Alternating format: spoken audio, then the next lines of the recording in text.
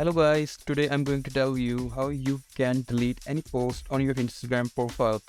For this, open the Instagram app and open your profile. Then you have to select which post you have to delete. Click on that post, click on that right corner and you can see here delete option. Click on delete. Now Instagram have a very cool feature which enable us to restore our posts which are we deleting in 30 days, or other than this it will be permanently deleted. Click on delete and you can see it is deleted.